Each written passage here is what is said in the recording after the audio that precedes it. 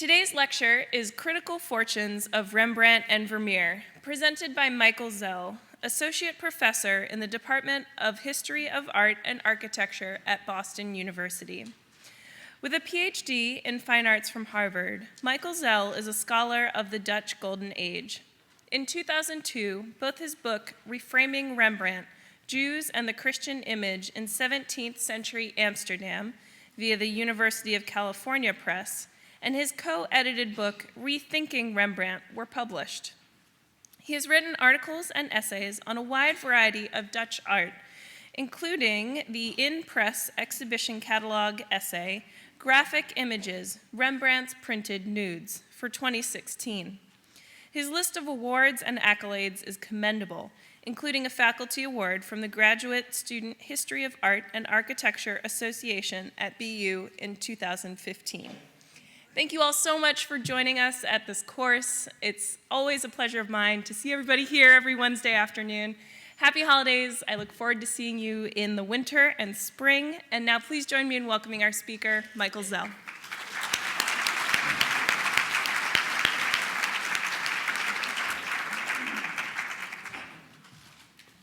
Well, thank you very much, Jasmine, for that very kind introduction. And I have to say that it's really terrific to see all of you here. It's unfortunately, quite a contrast to the experience that we're having in the humanities at universities, where our enrollments have been plummeting in the past few years. I think art history does a little better than English and some of the other humanities subjects. But if you can encourage young people to think beyond STEM and maybe STEAM, to reintegrate the arts into science, technology, engineering, and math. I haven't had much success with my son, who is a techno geek, but maybe some of you will be able to get them back in the classroom. So thank you for coming to this, and again, it really is a delight to see so many people turning out with this interest, of course, generated by Ronnie Baer's really spectacular world-class exhibition. And I know that also giving the last of the talks in this long series of lectures, I probably run the risk of repeating some of the information that you've already been given. And so basically I'll ask your patience as I get through some of that material, but hopefully it will also reinforce some key points, both about Rembrandt and Vermeer. So, I should begin. Wait, I better get my water before it's too late.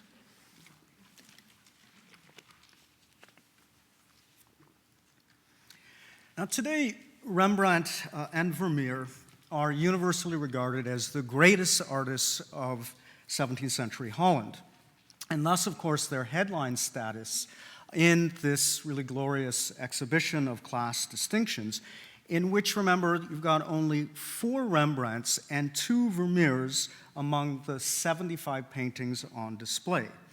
And that also gives you a good sense of just how many artists were active in the Dutch Republic, literally thousands, producing an estimated 5 to 10 million artworks in the 17th century alone. 5 to 10 million. It's really astonishing. And of course, from that critical mass, we get these extraordinary works that Ronnie Baer was able to bring together for you in Boston. Now, while in some ways Rembrandt's and Vermeer's careers and works can be said to epitomize the characteristic features of what we call the golden age of Dutch art, they're very different artists who offer us dramatically different, at times even antithetical perspectives on Dutch artistic culture of the 17th century. Rembrandt, as you know, was staggeringly prolific, producing 340 surviving paintings according to the most recent and authoritative account. That's in addition to about 290 etching plates, and here is Rembrandt's famous so-called 100 guilder print, or Christ preaching, The nickname actually refers to the amount that impressions of this print were actually sold for in Rembrandt's own day, which was an extraordinary amount of money for a small print. Rembrandt got about 100 guilders for a life-size portrait of the militiaman in the Night Watch group portrait that we'll be looking at later. So that just gives you an idea of how expensive his prints could be. And again, he produced about 290 plates, from which thousands of impressions were actually pulled during his lifetime, very many by himself, of course, but also many more were created from his plates after his death in 1669. About 1,400 drawings that survive have been attributed to Rembrandt as well, including this one from the Rijksmuseum, the vast majority of which are unrelated to more formal works of painting or printmaking, and therefore were also autonomous works of art on some level. And an equal number of Rembrandt's sheets actually just may have been lost. The range of his subjects, whoops, I went the wrong way, or I skipped one. The range of his subjects was also staggering. In his paintings, Rembrandt concentrated on self-portraits, lucrative commission portraits, including, of course, the exhibition painting, The Shipbuilder and His Wife, or Jan Rijksen and his wife, Griet Jans, and prestigious history paintings of biblical subjects, like the sacrifice of Isaac, mythological subjects, such as the life-size nude Danae, and historical narratives. As a printmaker and a draftsman, Rembrandt depicted a much broader range of themes, in part to demonstrate his mastery over all established pictorial subjects, and thus his qualification as a universal artist. He etched or drew genre scenes of daily life, including beggars and peasants, the life of women and children. This is one of my favorite drawings, the crying boy or the naughty child. It's probably quite misogynistic to be saying that this is only about the life of women because, of course, as a father, I know all too well what it's like dealing with a tantrum. Landscapes. It's the Omval, which, like most of Rembrandt's landscape prints and drawings, actually depict the suburban countryside outside of Amsterdam. The Omval is an identifiable site that we still can locate today outside of the city. Half-dressed or nude models in the studio, both women and men. Sketch sheets, such as these studies of the head of Saskia and other heads, where you see him actually embracing the possibilities of the etching medium as if it were actually drawing and then disseminating a sheet of drawn studies to a wider public. Animal pieces, a really charming, tiny little sleeping puppy. Still life, an expensive little shell. And even erotica. That's part of Rembrandt, too. Enormously ambitious, productive, and entrepreneurial, Rembrandt was nothing short of a phenomenon in his own time. He was famous from an early age in his hometown of Leiden. For decades, he was the preeminent artist in Amsterdam, where he moved around 1631 to take advantage of the unprecedented artistic and economic opportunities offered by the metropolis. And he was sought out by patrons from as far away as Sicily, who must have known about his art through the distribution of his innovative and many prints.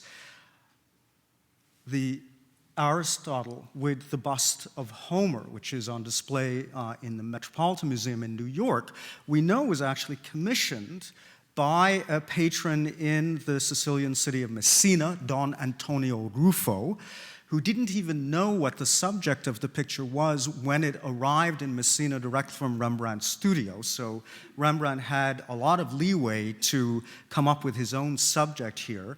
And subsequently, Ruffo also purchased from Rembrandt two more large-scale paintings of Homer and Alexander the Great that were displayed in his gallery alongside major works of Italian Renaissance and Baroque painting that were available to him in Italy.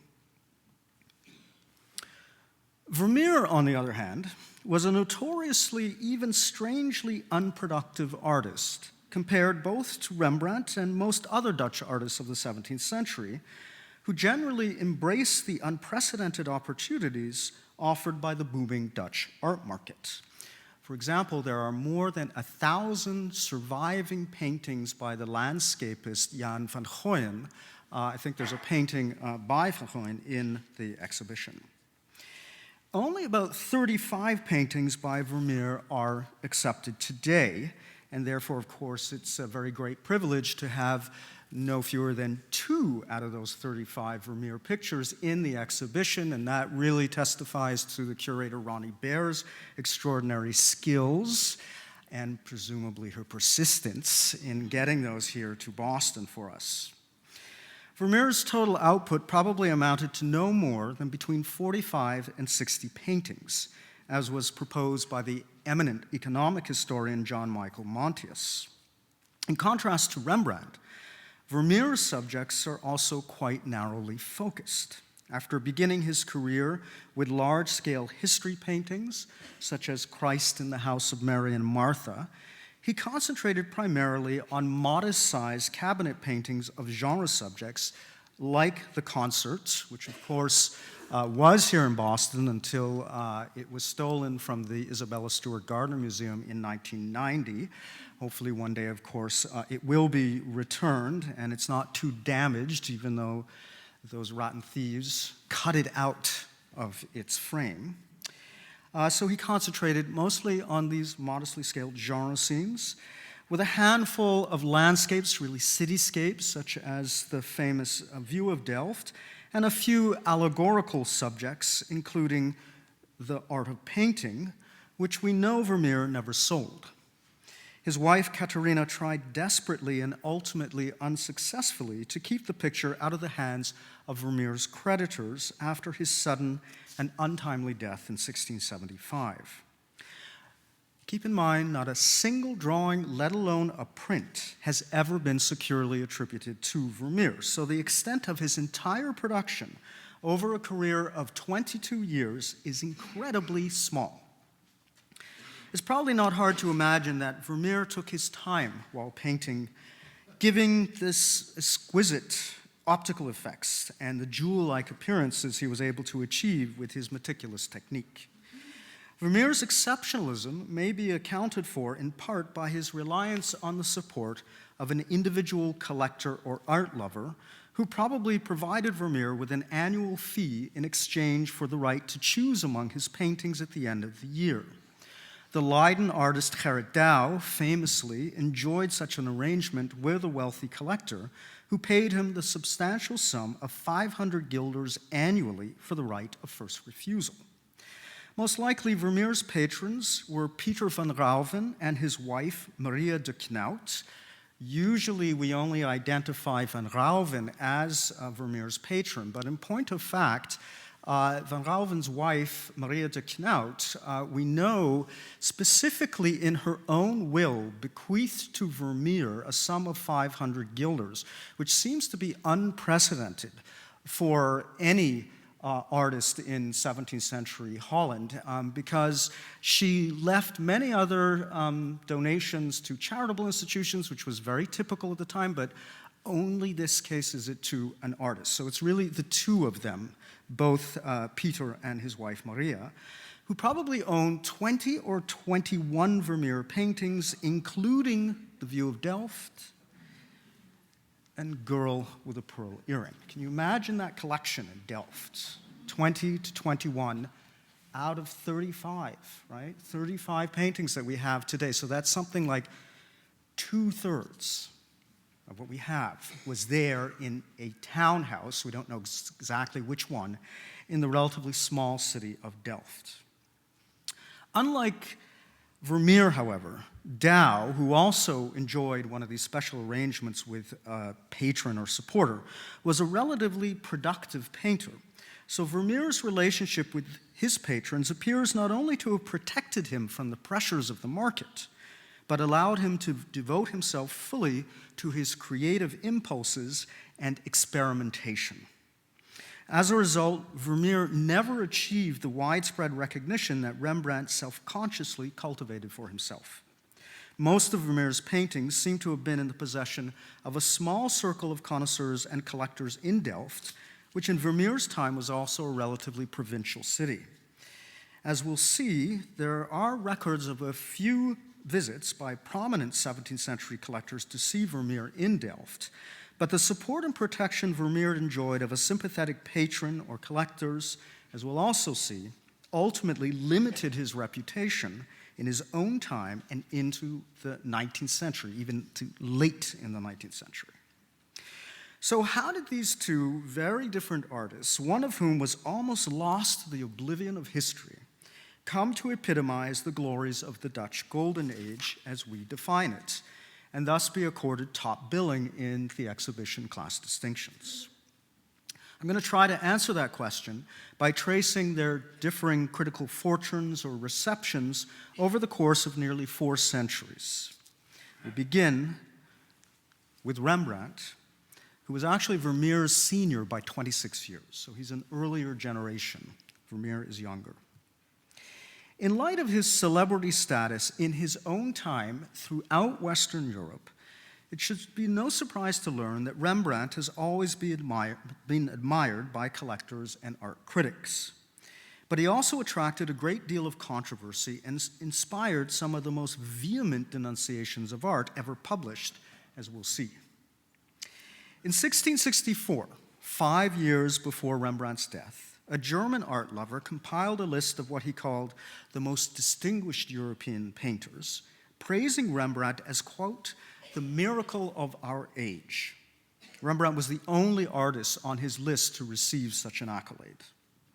At the twilight of his career, and well after his bankruptcy in 1656, Rembrandt was therefore still recognized as a towering figure. His recognition started very early.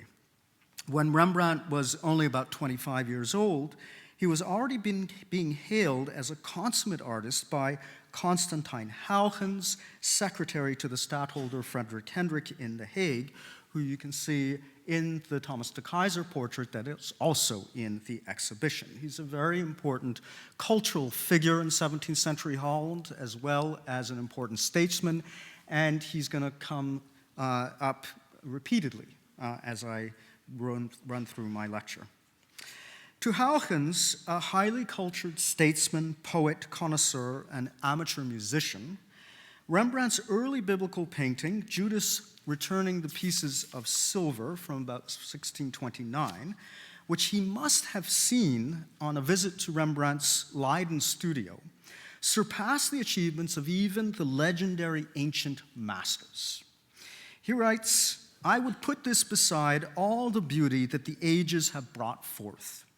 And I want to hold this up to those simpletons who claim, and I have rebuked them on this point before, that nothing is being created any longer or expressed in words that the ancients have not already created or expressed. I maintain that no Protogenes, Apelles, or Parasius, Greek painters of classical antiquity, has ever produced nor ever could produce, even if they were able to return to this world, what has been achieved by a young man, a Dutchman, a beardless miller.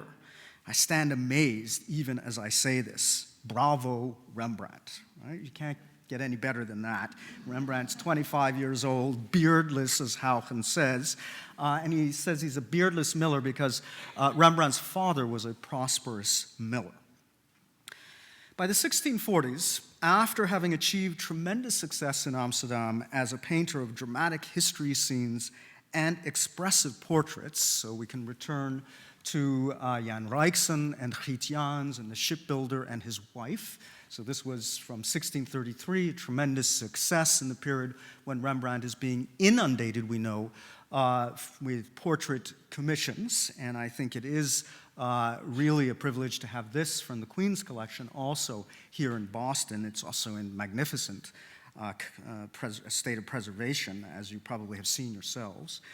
and the life-size pendant portraits in the show that are part of the MFA's permanent collection of the minister Johannes Ellison and Maria Bocanala from the next year, 1634. So again, Rembrandt is receiving these commissions one after another, and they're, as you know, life-size monumental works that a mere minister couldn't have afforded. It's his son, Johannes Jr., who's a wealthy merchant in Amsterdam, who orders the portraits from Rembrandt when his parents are visiting actually from Norwich in England.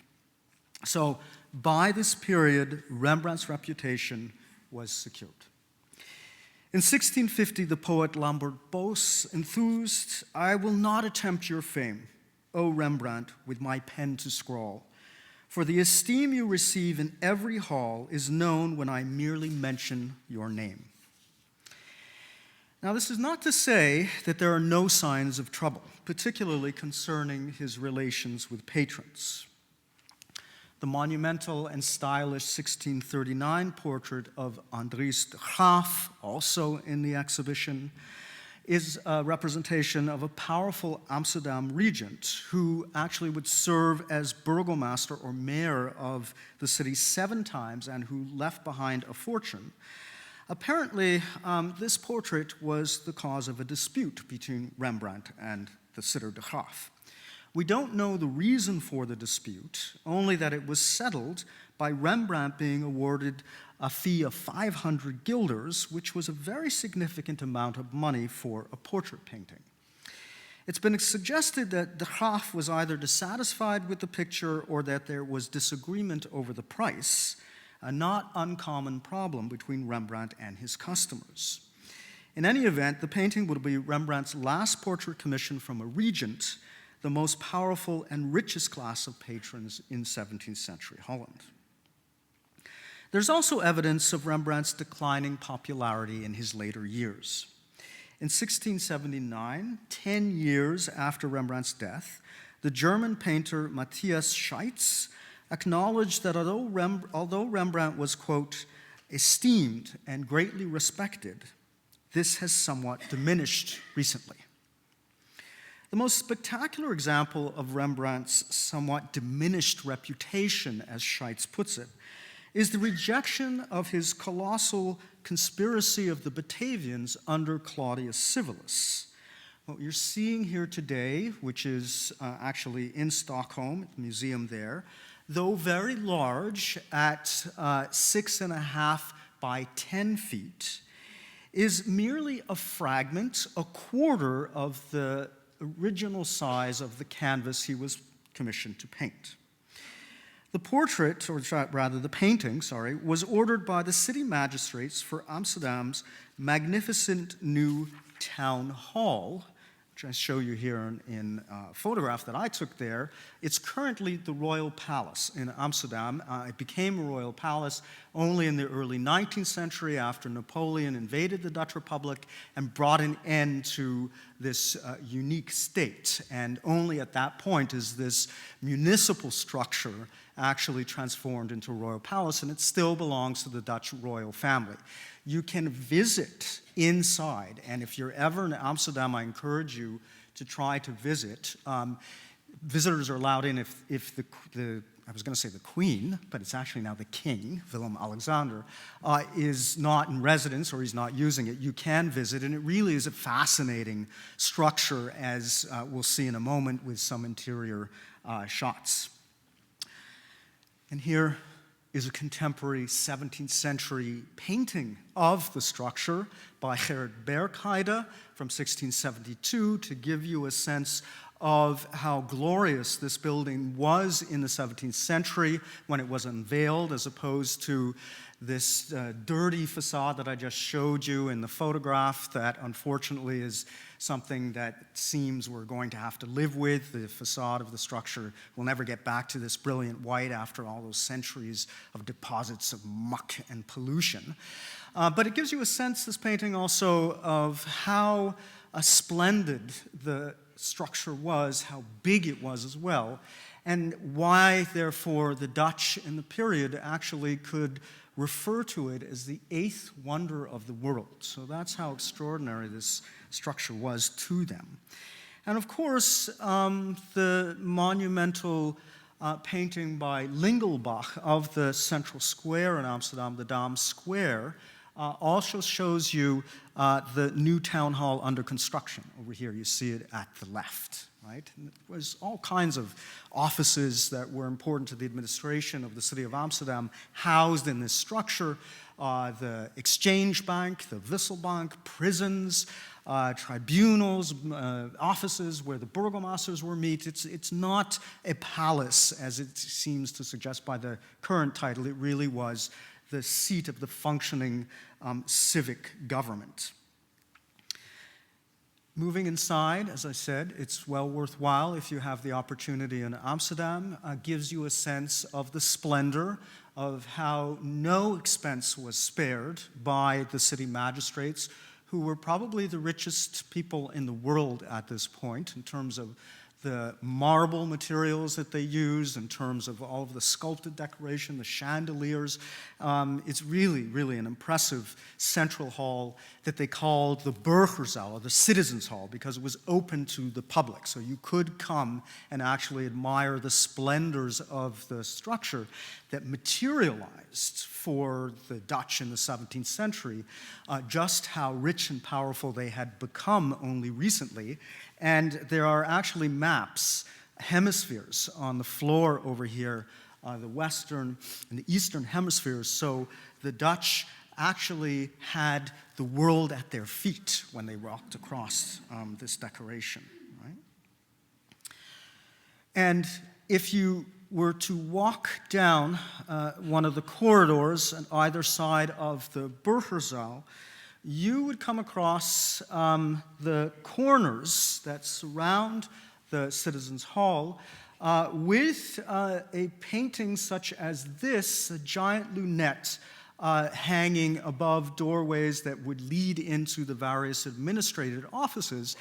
This is where Rembrandt's Conspiracy of the Batavians under Claudius Civilis or Civilis was originally displayed. I'm showing you how the space looks today with a painting by Jan Liefens, Rembrandt's former colleague, of another subject related to this story of the Conspiracy of the Batavians that I'll tell you about in a moment. But you can just sort of picture in your minds the colossal canvas that Rembrandt was commissioned to do, actually displayed here above those doorways. Actually, it was here, I think, at the facing wall.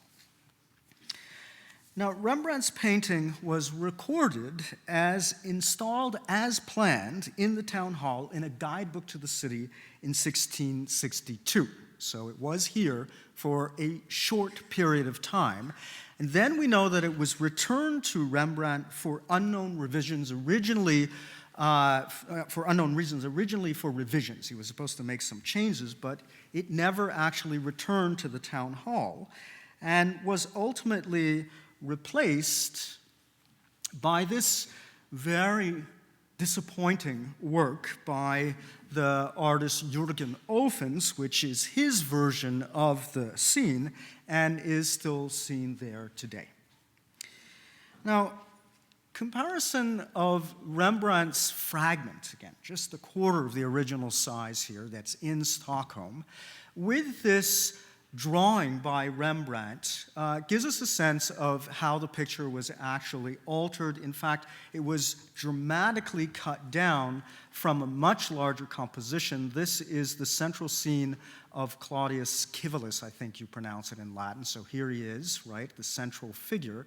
And the table, that's all that remains of a much broader scene set inside a sacred grove, as we know, according to the text that he would have used, with this monumental staircase. So that's how it would have appeared.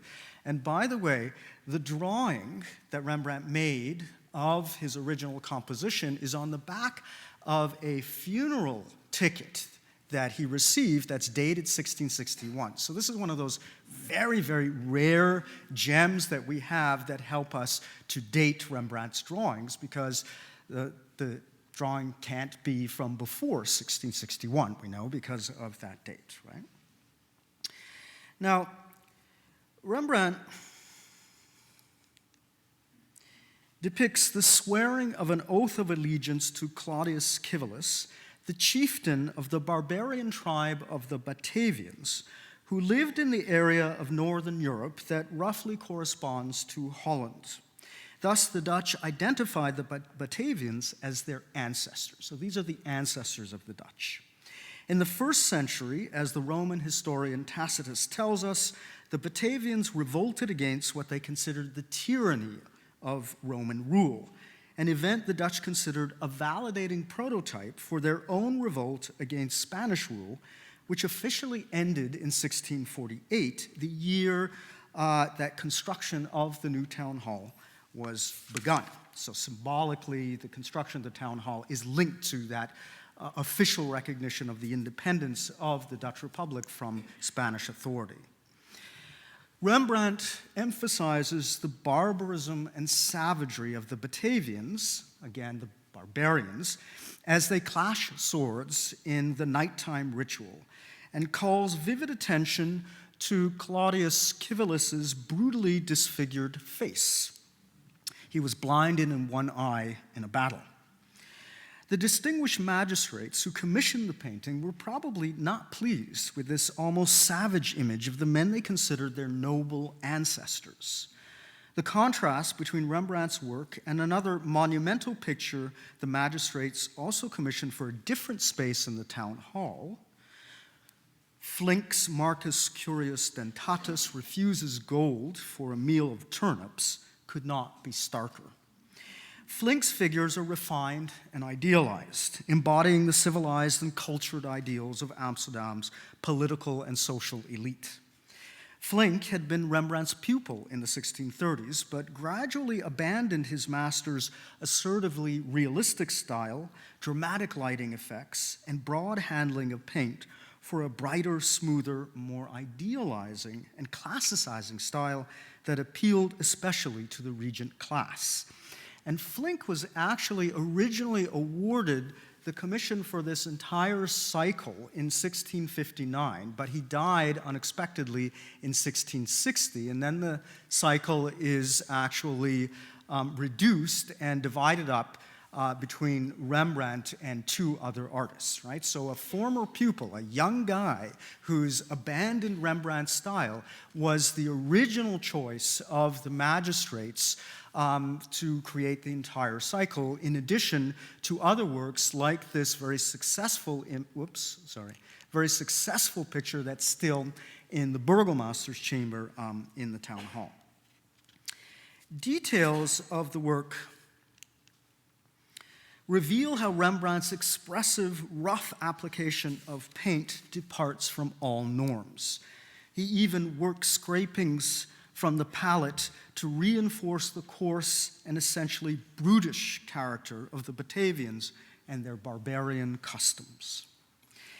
Despite the apparent failure of the Claudius Civilis to please the municipal authorities, however, Rembrandt continued to receive important, lucrative commissions. In 1662, for instance, took a while to come up, sorry, he painted the famous Syndics, an over-life-size group portrait of the officials of Amsterdam's Drapers Guild, who were rich merchants who assessed the quality of dyed cloth.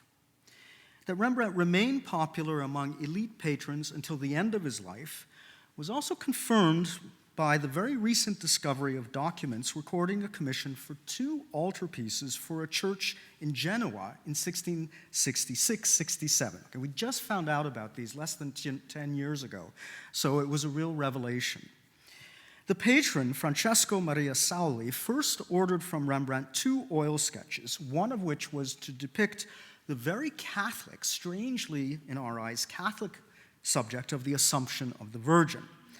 Characteristically, Rembrandt delayed the delivery by 8 months, and at one point demanded 3,000 guilders, more than twice his original asking price of 1,200 guilders, though Sauli ultimately paid a little more than 1,000 guilders for these models, the modelli. When the paintings were finally finished, Rembrandt offered the excuse that he had been, quote, applying himself with the utmost mental commitment.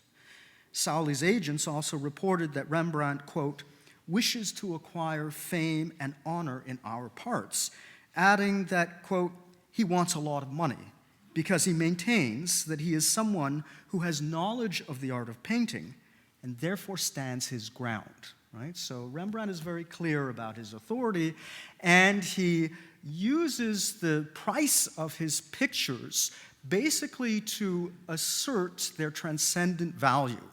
The term that we would use today would be priceless, right? It's so much money, but of course there is a price on the market for everything. Rembrandt knows that you set your prices wildly, astronomically high, you are actually acknowledging and reinforcing the supreme value of your work. Now, the two pictures we know were shipped to Genoa, but they've disappeared without a trace. So if you find a model somewhere of an Assumption of the Virgin, an oil sketch somewhere in Italy maybe, or God knows where, and you're wondering, could this be Dutch, an Assumption of the Virgin? Looks like Rembrandt, buy it, right? Definitely buy it. As this and other documents testify, even in the reduced circumstances of his post-bankruptcy years, Rembrandt was never willing to compromise his artistic authority for the sake of pleasing patrons or for fashion. Very soon after Rembrandt's death in 1669, however, increasingly critical commentaries on his work began to be published, the most famous and condemning being the Dutch critic Andries Pel's appraisal of 1681. While acknowledging that Rembrandt was a great talent, and even asking rhetorically, quote, who has surpassed him in painting? Pels calls Rembrandt the, quote, foremost heretic of the art of painting. For Pels, nothing demonstrated more clearly the inadequacies of Rembrandt's art than his depictions of nude women, of which the etching nude woman seated on a mound from the early 1630s was his prime example. Clearly referring to this audaciously lifelike treatment of naked female flesh, Pels lamented, he chose no Greek Venus as his model, but rather a washerwoman or a treader of peat from a barn. Gets better, hold on. And called this whim imitation of nature. Everything else to him was idle ornament. Flabby breasts, ill-shaped hands, nay, the traces of the lacings of the corsets on the stomach or the garters on the legs must be visible if nature was to get her due. This is his nature, which would stand no rules, no principle of proportion in the human body. To Pels and his generation of classicists, Rembrandt, despite his great talent, had to be condemned for his failure to conform to what Pels calls the rules of art, as defined by the idealizing conventions of ancient and Renaissance art. Rembrandt's commitment to realist artifice, his sometimes aggressively true-to-life, or as the Dutch called it, naar het leven imagery, which, of course, this displays very clearly, was an affront to the younger generation of artists, collectors, and critics who increasingly espouse classicist aesthetic norms as the basis on which all art and artists must be judged. Rembrandt, in their estimation, demonstrated an indecorous and ignorant preoccupation with reproducing the imperfections of nature rather than a canon of physical beauty derived from ancient and Renaissance artistic paradigm. Pels's condemnation of Rembrandt was not particularly original. He depended on slightly earlier words of criticism, none of which was published in Rembrandt's own lifetime. So these post-date his life by only a few years, but nonetheless, he wasn't alive when this begins to be circulated. Samuel van Hoogstraten, Rembrandt's pupil in the 1640s, made a few disparaging comments about his former master in his theoretical text, The Introduction to the Academy of Painting, or The Visible World, published in 1678. For example, Van Hoogstraten complained that Rembrandt posed his models inelegantly and therefore provided deficient instruction for pupils. Referring to his own studies of male nudes, such as this sheet of a scrawny youth, which Van Hoogstraten appears to have sketched at the same time as Rembrandt drew the same model for his prints, where you can see actually the youth is the same figure here, standing and seated, right? Though from a different angle. So we can actually get right into Rembrandt's studio with Van Hoogstraten's sheet, and there are some others as well by anonymous pupils or followers, really not followers, I guess, right? But someone who was there in the studio, Rembrandt's, when he was sketching these nude figures. They're recording a session, a drawing session after the live model.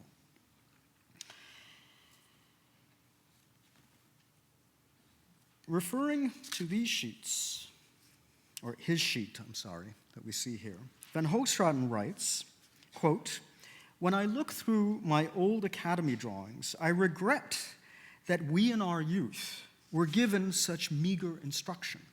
For there's no more work in copying a graceful pose than an unpleasant and disgusting one." Right? So this, he looks back on this sheet and says this is disgusting. Right? He also takes Rembrandt to task on the grounds of indecorousness and even irreverence, pointing to this grisaille, when it comes up, hello, of St. John the Baptist preaching from about 1634 to 35, pointing to the copulating dogs that Rembrandt included. Now, they're very difficult to make out here.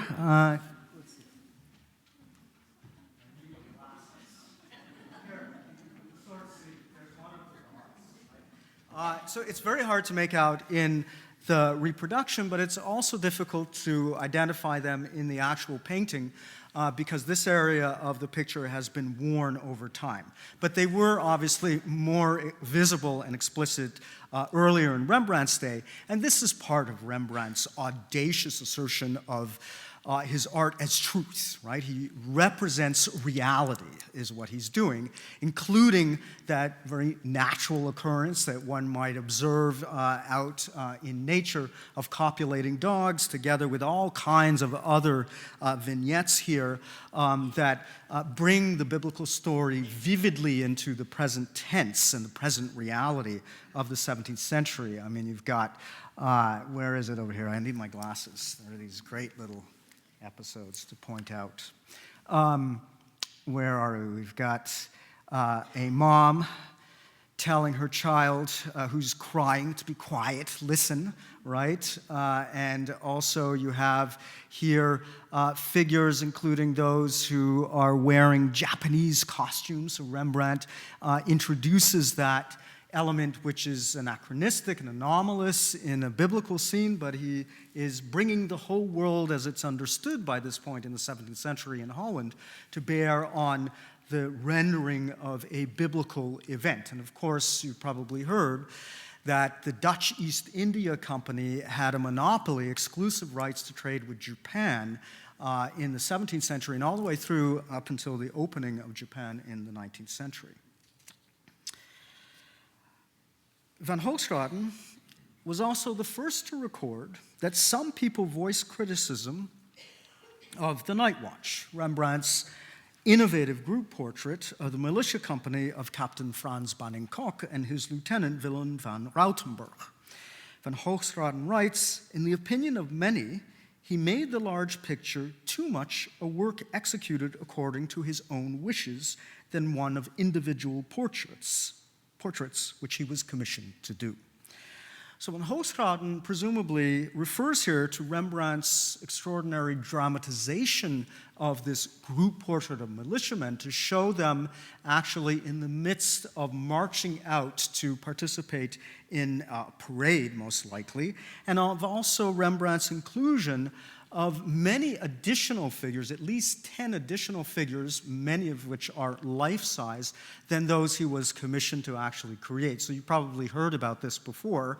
One of those sort of extras that he introduces in order to convey the impression of a crowd scene is clearly going to be this guy over here. You can hardly imagine him paying to have himself represented in this portrait with an arm right over his face, right? So this is very clear that Rembrandt is doing. He's not paid to, right? He's using this portrait commission, one of the few sort of institutional commissions that he will have for public display of artworks in Holland, as a way, a vehicle really for asserting his mastery of dramatic narrative scenes, even with a group portrait. Another figure introduced here who doesn't belong, in a way, is Rembrandt himself in this little partial self-portrait, identifiable by the beret. Rembrandt helped to make that a trademark of the painter.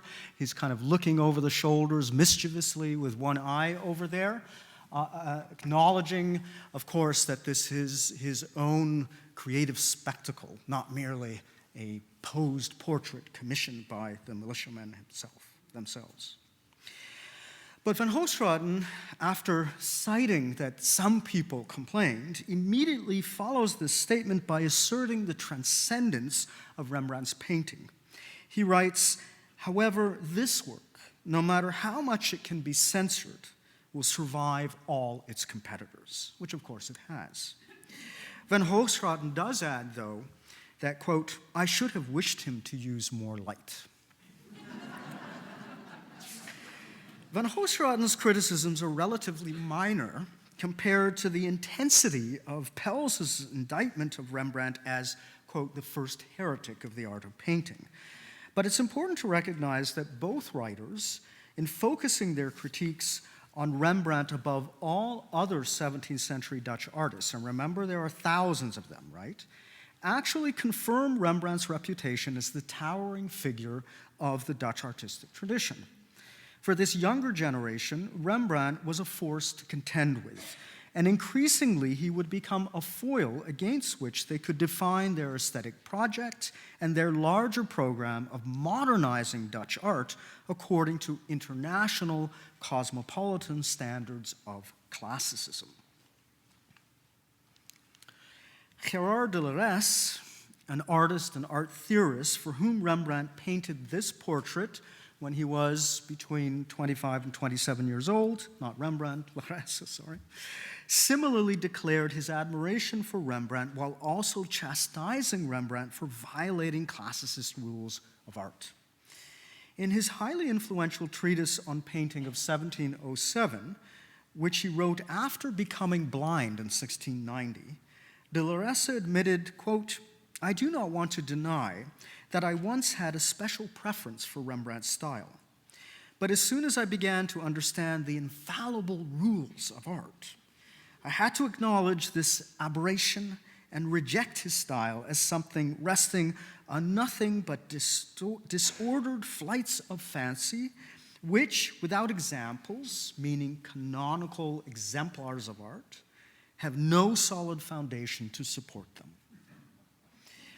De Lorette's Apollo and Aurora from 1671, so obviously before he went blind, exemplifies the classicizing approach to painting he promoted, and for which he was dubbed the Dutch Poussin. Despite his complaints, though, De Lorette conceded that, quote, "in spite of this, in spite of everything that I've just said, some asserted and still assert that everything that art and the brush can achieve was possible for Rembrandt, and that he was the greatest painter of his time and still is unsurpassed." Right? So he's still got his admirers. By 1718, this qualified praise of Rembrandt would be consolidated and disseminated widely with the publication of Arnold Houbraken's 3-volume Great Theatre of Netherlandish Painters, the first extensive study of the works and lives of 17th century Dutch painters. Despite its inaccuracies and shortcomings, Houbraken's text became the authoritative source on Dutch artists in the 18th and early 19th centuries, and therefore will be important for our understanding of Vermeer as well, so we'll come back to him. Houbraken had been a pupil of Van Hoogstraten, Rembrandt's own former student, so he was relatively well informed. Houbraken applauded Rembrandt's seemingly inexhaustible creation of facial expressions and attitudes, and praised in particular the more finished works of Rembrandt's early years, such as the Christ in the Storm on the Sea of Galilee from 1633. That also, as you probably know, was in the Isabella Stewart Gardner Museum and tragically stolen in 1990. It is a work that hopefully still is, certainly was, in really magnificent state of preservation. I remember it from the few years I was here before it disappeared. So it really is a great loss, a great tragedy for Boston. No doubt Houbraken appreciated Rembrandt's ability to render compellingly the apostles' panic at the sudden storm's violence, especially in contrast, of course, to the calmness of of Christ in the center over here. He also included this scene of one of the apostles leaning over the side of the boat to vomit, right? So this is Rembrandt's assertive realism, right? Nothing from life theoretically is excluded from his purview, and he wants to bring home these biblical or mythical subjects of prestigious history paintings to make them part of the vivid present, to make them contemporary.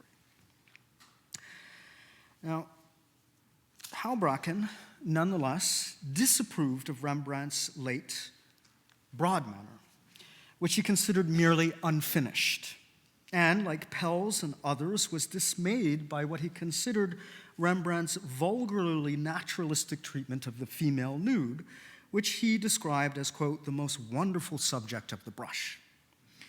Rembrandt's radically true-to-life approach to representation, his goal merely to imitate rather than improve upon nature, according to Houbraken, blinded him to the edifying rules of art. Houbraken even quotes and praises Pels's withering comments about Rembrandt's nudes, telling his readers that Pels's disapproval was not motivated by animosity toward Rembrandt's works, but by his desire to help students understand what is worthy in art and what, therefore, is not worthy. At the same time that Rembrandt was being criticized in theoretical writings of the 18th and early 19th centuries, his artworks continued to be much sought after. In fact, the very first catalogue raisonné of any artist's works was of Rembrandt's prints, back to the 100 guilder prints here, which was published in 1751 by Gersaint, the Parisian art dealer and patron of Watteau, right? So the very first catalogue raisonné we ever have, which of course is fundamental to the organization of artists' works and to the whole apparatus, therefore, of the market system for sales, for collecting, for art history. It begins in the mid-18th century with Rembrandt's prints, which are so admired, so much sought after. Due to the influence of Houbraken's biography, Rembrandt's reputation as a rebellious artist, unbeholden to any rules, also spread widely. With the rise of Romanticism and the cult of the artist as genius in the 19th century, the classicists' reasons for condemning Rembrandt were turned on their heads. Artists and critics now champion Rembrandt as the embodiment of the ideal of the artist as free agent, dedicated absolutely to the convictions of his art. In an age when artists were actively resisting and ultimately breaking away from academic convention, Rembrandt provided a powerful alternate model. As the French Romantic painter Delacroix predicted, people will one day discover that Rembrandt was as great a painter as Raphael, a prediction borne out by the next generation of realist and impressionist painters who avidly embraced Rembrandt as a model for their challenges to the Academy and the official salons. The assertively ordinary heroes of Courbet's Stonebreakers and the realism and dynamic brushwork of Manet as in the Nymph Surprise, were inspired in part by Rembrandt. And in fact, Manet's painting is based directly on Rembrandt's Susanna from 1636. So that's how close I can get it in terms of the inspiration that Rembrandt art provides for 19th century realist and early impressionist artists. Rembrandt's cult-like status as a nonconformist and the insistent realism of his art also acquired explicitly political meanings in this period, particularly among leftist French critics in the years leading up to and after the Revolution of 1848. The socialist Arsène Houssaye exclaimed in 1848 that Rembrandt, quote, was of the people. He breathed liberty only with the people. And in 1858, Étienne Joseph Théophile Thoré, known by the pseudonym Willem Burger or Citizen William after his exile in 1849 for his participation in the Second Republic, asserted that Rembrandt represented the future of art and society, whereas Raphael represented the past. Raphael, Thoré wrote, looks backwards. Rembrandt looks forward. Dutch art is the first that gave up all imitation of the past and turned to the new. Thoré idealized the 17th century Dutch Republic as a democratic state, rather than its reality as an oligarchy of rich merchants, and interpreted Dutch art as an art for the people, l'art pour l'homme, as he said, and Rembrandt epitomized this ideal. The most accessible as well as the most exaggerated version of the 19th century cult of Rembrandt as an unconventional genius whose transcendent, deeply human art was misunderstood by his hidebound bourgeois clientele is Alexander Korda's 1936 film Rembrandt, starring Charles Laughton. It's well worth seeing if you haven't already seen it. The movie begins with the night watch being unveiled to its patrons, whose initial shock is followed by laughter and angry accusations, and ends with Rembrandt poor and destitute and finding solace in the simple folk whose truth he always sought to capture. Both the failure of the night watch and Rembrandt's destitute isolation in his final years, as we've seen, though, were myths. But ideas about Rembrandt as a nonconformist and heroic individualist, a painter of truth and humanity, ideas which were shaped decisively by both his classicistic critics and his 19th century admirers, still have currency today, even if their exaggerated claims have been rightly tempered or put to rest altogether. Vermeer's critical fortunes took a different path than Rembrandt's, though their reputations would converge in the 19th century's reappraisal of Dutch art as an alternative to the academic classical tradition. While Rembrandt, as we've seen, was always well known, even if at times notorious, by the 18th century, Vermeer was largely forgotten beyond a small group of well-informed collectors in Holland. A famous episode in the history of the art market vividly illustrates this situation. J.P. Morgan, the financier, banker, and art collector, had never heard of Vermeer's name until the day in 1907 when he was shown this painting, The Lady Writing, and after listening to the dealer's sales pitch, to his credit, he immediately agreed to the astronomical price in those days of $100,000. Not much, I know, but compared to now. Throughout the 18th century, and even until late in the 19th century, Vermeer's paintings were also regularly misattributed to other, better-known Dutch artists. The music lesson, today in the Queen's collection, was acquired by George III in 1762 as a Frans van Mieris the Elder. And here's Van Mieris's duet, just to show you a work by this artist who is also extraordinary and valuable, but in the 19th century and 18th century, he was more important than Vermeer. And it wasn't until 1876 that the attribution was changed to Vermeer.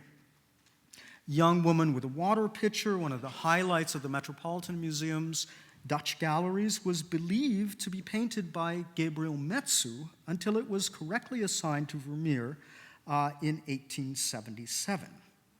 And here's a Metsu, also fabulous painter. There's one of his works in the exhibition, just to show you how close they can be in some ways, though, of course, Vermeer is very distinctive. So it's probably not difficult to discriminate between the two, but it was in the 18th and 19th centuries. In 1742, the Elector of Saxony, Augustus III, acquired the Dresden Woman Reading a Letter as a Rembrandt.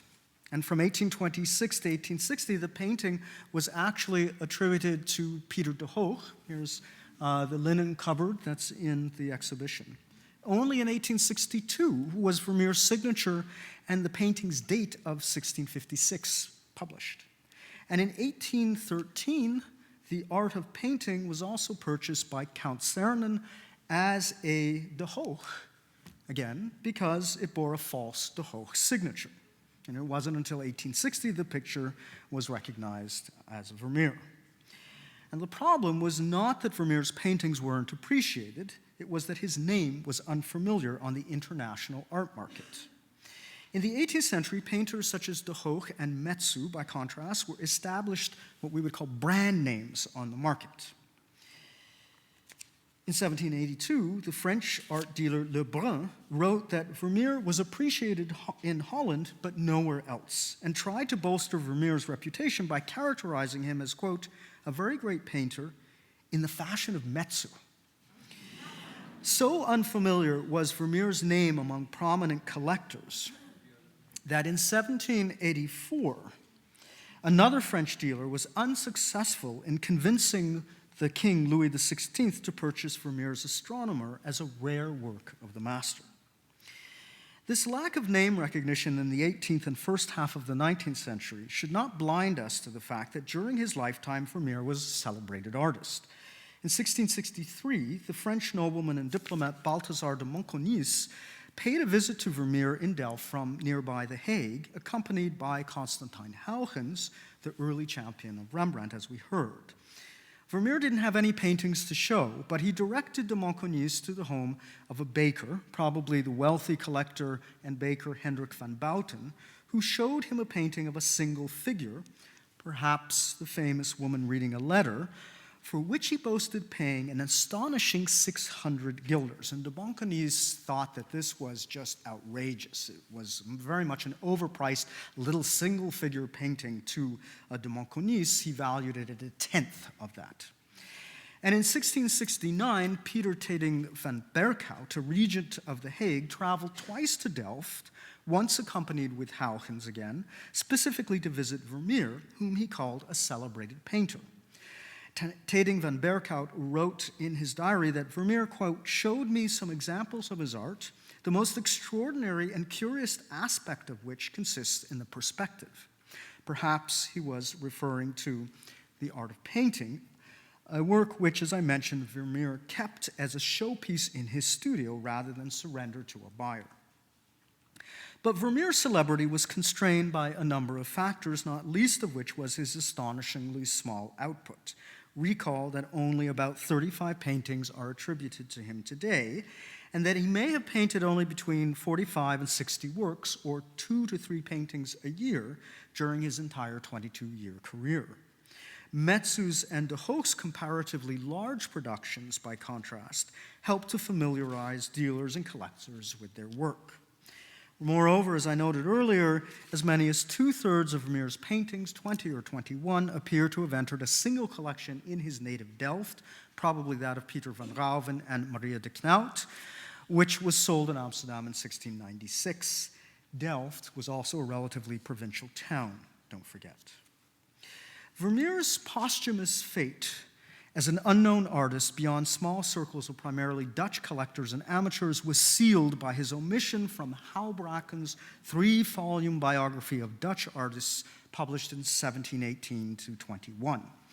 Because Houbraken's text was acknowledged in the 18th and 19th centuries as the most authoritative source of information about 17th century Dutch artists, and as we've seen contained a lengthy yet critical assessment of Rembrandt's work, there was little chance of Vermeer's reputation spreading beyond a close network of well-informed Dutch collectors. Among these collectors and amateurs, certain pictures like The Milkmaid and the view of Delft were always admired as outstanding works of art. Interest in Vermeer did gradually gain momentum, though so unfamiliar was he even among prominent foreign art experts that in 1833 the London dealer John Smith only included Vermeer in his catalog of, quote, the most eminent Dutch and other painters as a pupil or follower of Metsu or of De Hoogh.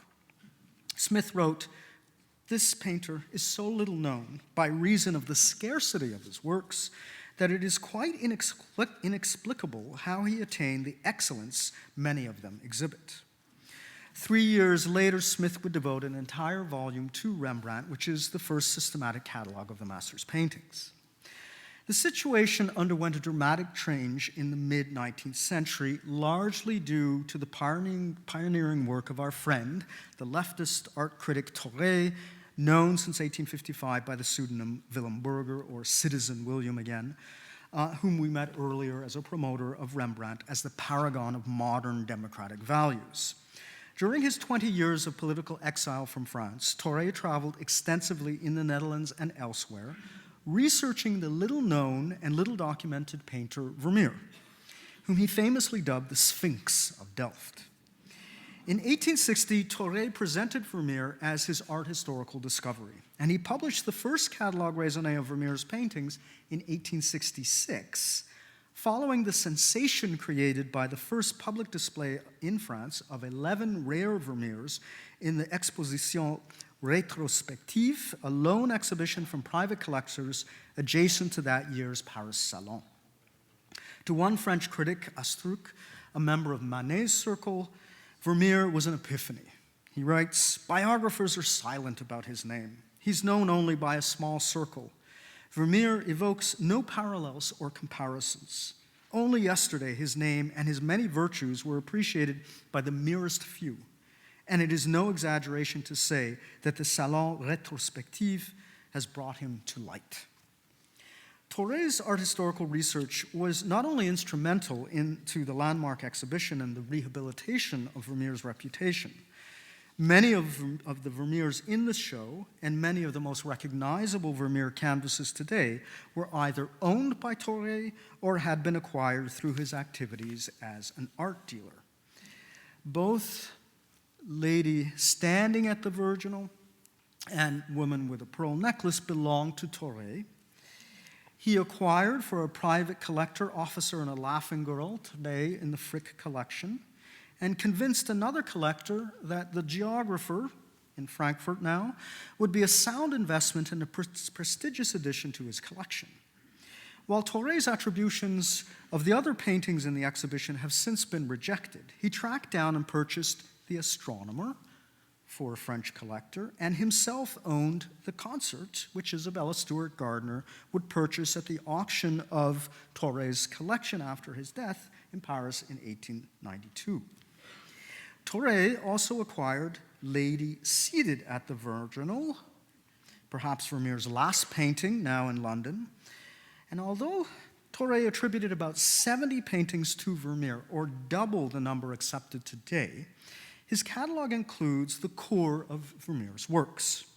Despite his efforts to promote Vermeer, however, Thoré's assessment only received limited acceptance during his lifetime, as is evident from prices on the art market. Vermeer's prices were rising, but they remained relatively low during the 1860s compared to the amounts paid for paintings by De Hoogh. In 1867, for instance, Thoré bought Lady Seated at the Virginal for only 2,000 francs. 2 years later, De Hoogh's The Visit, which is in the Metropolitan Museum today, was auctioned for an astounding 156,000 francs, right? And you'll walk by that De Hoogh now, today, in the Met, I'm sure. So that's the difference, a fraction, right, of the price. To Thoré, Vermeer represented not only a lost genius of the art world, but also an aesthetic and political ideal to which, as we've seen, he was deeply committed.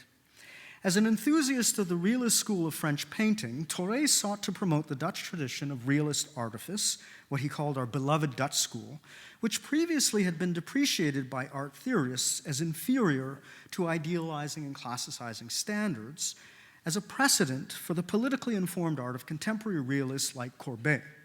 In Thoré's eyes, Vermeer's work was the purest embodiment of what he believed to be art's primary role, the representation and ennoblement of everyday life and ordinary people.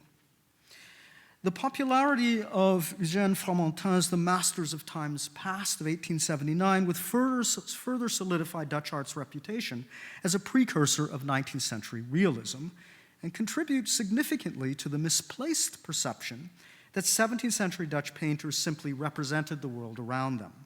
In Fromentin's words, Dutch painting was and only could be a portrait of Holland, its exterior image, faithful, exact, complete, and like, with no embellishment. By the early 20th century, Vermeer would be acclaimed as transcending all other Dutch painters for what contemporary critics considered the essential modernity of his work.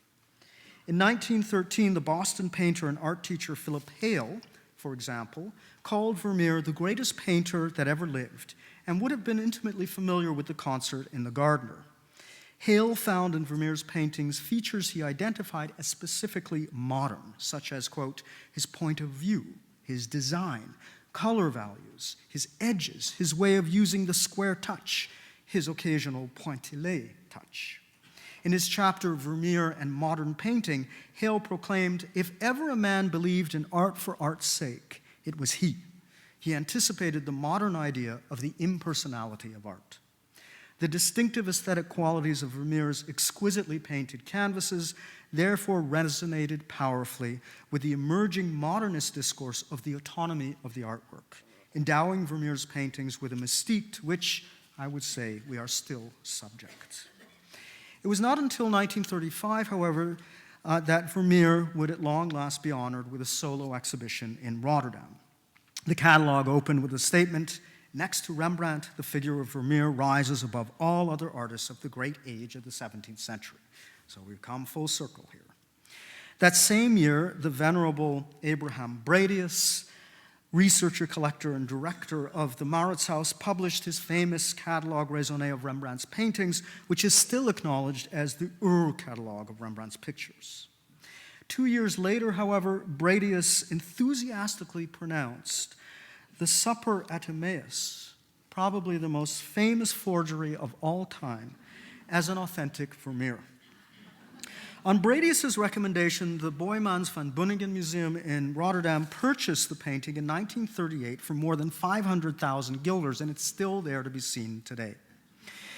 At the end of World War II, it would be revealed that the painting was the work of Han van Meegeren, a mediocre painter frustrated by his lack of recognition and negative reviews by art critics. Because another of van Meegeren's Vermeer forgeries, Christ and the Adulteress, was sold to Göring in 1942. The Dutch government accused van Meegeren of collaboration with the Nazis and for plundering cultural patrimony. When he was brought to trial in 1947, though, van Meegeren admitted to the forgery as his defense. In order to prove his innocence and convince his judges, van Meegeren painted his last Vermeer forgery, Jesus Among the Doctors, in the presence of court-appointed witnesses and reporters. As work progressed, the charges were dropped. While the Van Meegeren affair certainly undermined the reputation of connoisseurship in the art historical establishment, it also had a salutary effect by inspiring a much more rigorous analysis of Vermeer's paintings. The catalog that A.B. de Vries published in 1939, before the revelation of Van Meegeren's forgeries, comprised 43 pictures, among which were not only Van Meegeren's Supper at Emmaus, but also 2 other modern forgeries of Vermeer, The Lacemaker and the Smiling Girl, get this, bequeathed in 1937 by Andrew Mellon to the National Gallery of Art. The pictures are in storage in the museum today. In his post-war English edition of the catalog of 1948, however, de Vries purged all these obvious forgeries and imitations, reducing the number of accepted canvases to the 35 paintings that form the core pictures still attributed to Vermeer. Thank you.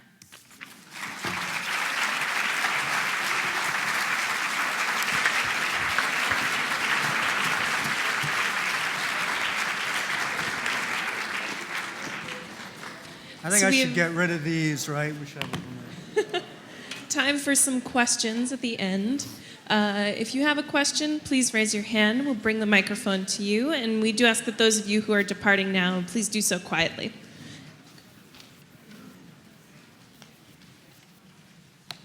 You mentioned in The Night Watch the self-portrait of Rembrandt and the person with the arm over his face. What is the woman in yellow doing there? Great question, but that's the great enigma and mystery of the Night Watch, so I don't know how helpful I'm going to be. She seems to have the features of Saskia. She's also got tied around her waist a chicken held upside down by its claws. And the emblem of the militia company, the Cloveniers, was actually the claw of a bird of prey. And in fact, that emblem was covering their headquarters. It was even on the dishes that were used for their banquets. So it seems to be an allusion in some sense to the emblem and to the company itself and its prestige and its pride.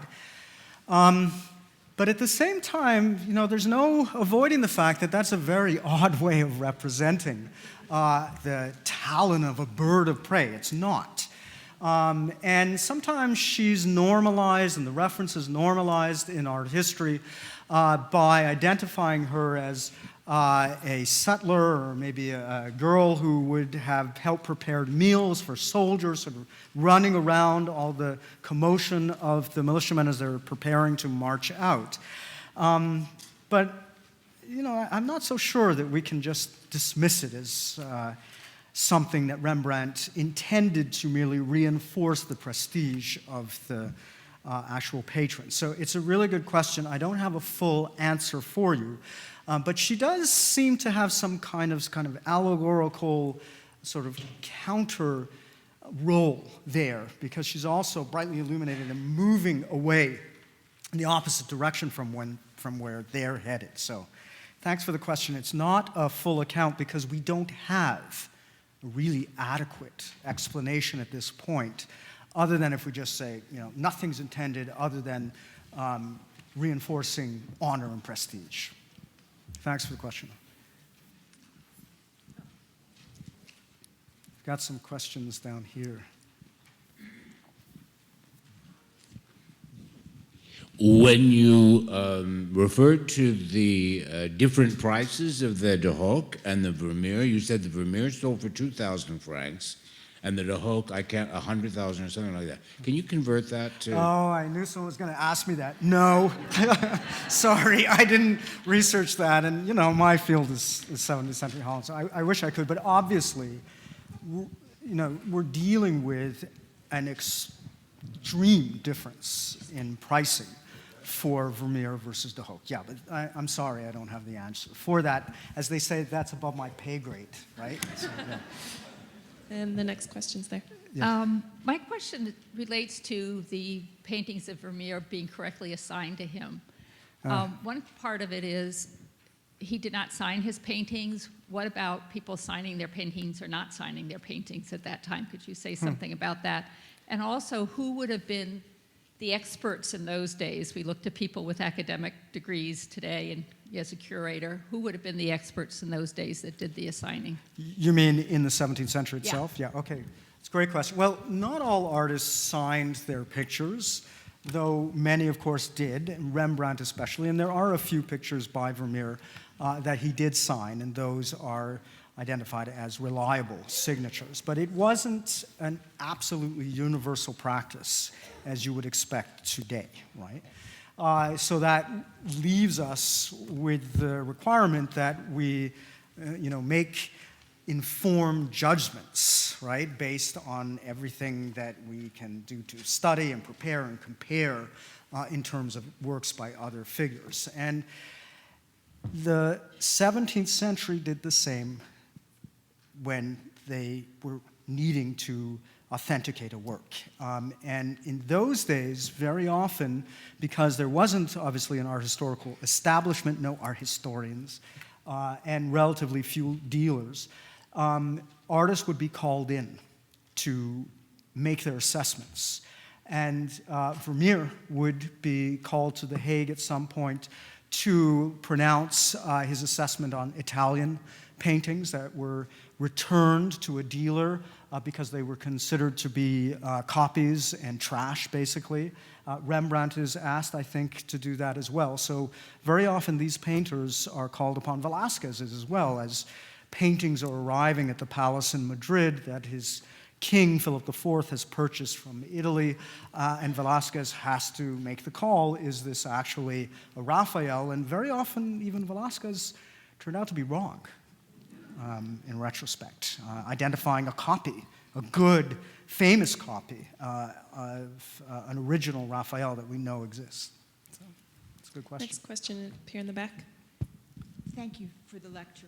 Are you suggesting, Professor Zell, that Vermeer did not seek to commercialize himself the way that Rembrandt did and did not seek commissions? Yeah, well put, I think, right? That's a good way of characterizing Vermeer's art. He resists commercialization in many, many ways.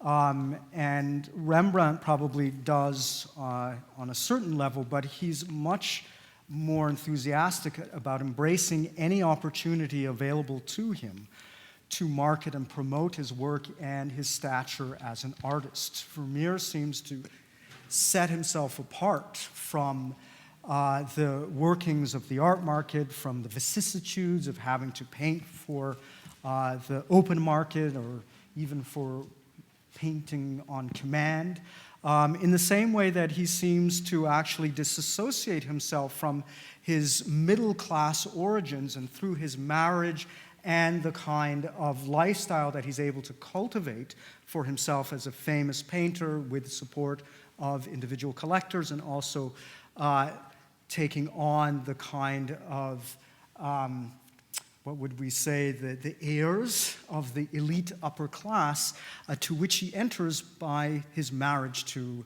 a daughter of a patrician woman, a Catholic patrician woman, but nonetheless wealthy. So yes, there is that, I think, in his mind very much, and that gives us a sense of how he could actually focus on the creation of these very complicated, very self-conscious pictures, the total of which may have been, just 60. Yep. Thank you all for joining us this fall. We're out of time today. Thank you for speaking. Thank you.